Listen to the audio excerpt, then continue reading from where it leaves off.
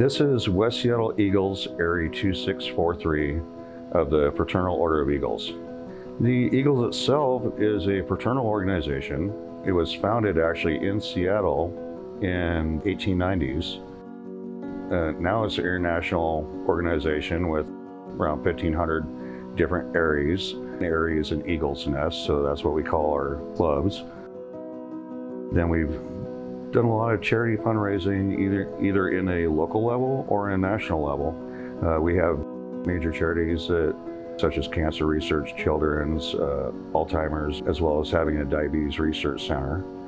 Then on a local level, each club is able to choose how they want to fundraise and for who they want to do it for, whether they want to send to a national level or if they want to do something for like any community project. As long as it's 501 Class C recognized charity, we can raise money for it. So since all of our people are volunteers, 100% of all monies that we raise to charities actually go directly to those charities. It's a big deal to me that we're able to actually direct our monies where they need to go. So we have a lot of members here that are in the food service industry.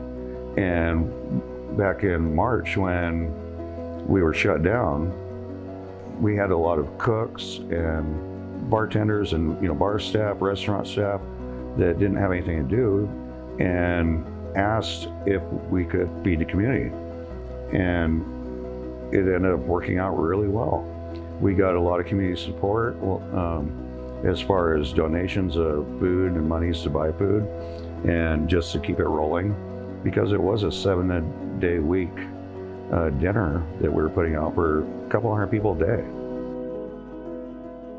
It started out just getting the word out to our members through our newsletter and through Facebook and other social media.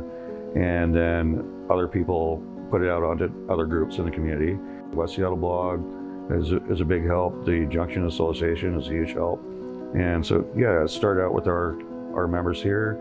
Then anybody that wanted dinner, come up, free of charge, obviously to go. We were able to continue that on for several months, well into July.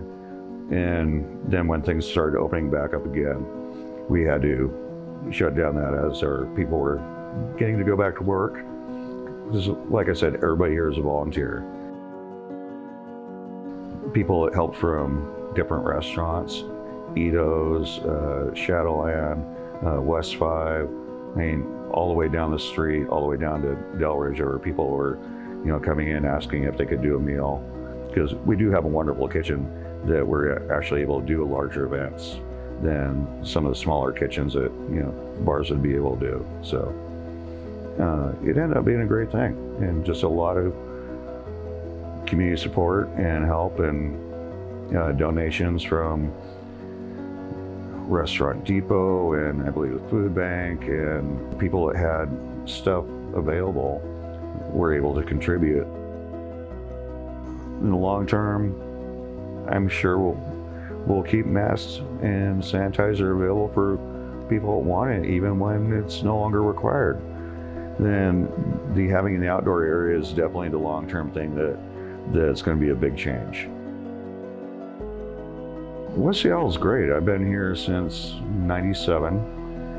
It does have its own island feel to it, especially now when they took the bridge down as well. There is a huge sense of community in West Seattle, and it's lovely. For us to be able to support so many different people and get support from all of them is, it's really nice to be noticed and to get the word out that, we do what we do, and the more people that join and want to fundraise and be part of the community, it is nice to know that people recognize it and care about it, especially in West Seattle, it being so community-centered. And to have that feeling of we did a good job is great.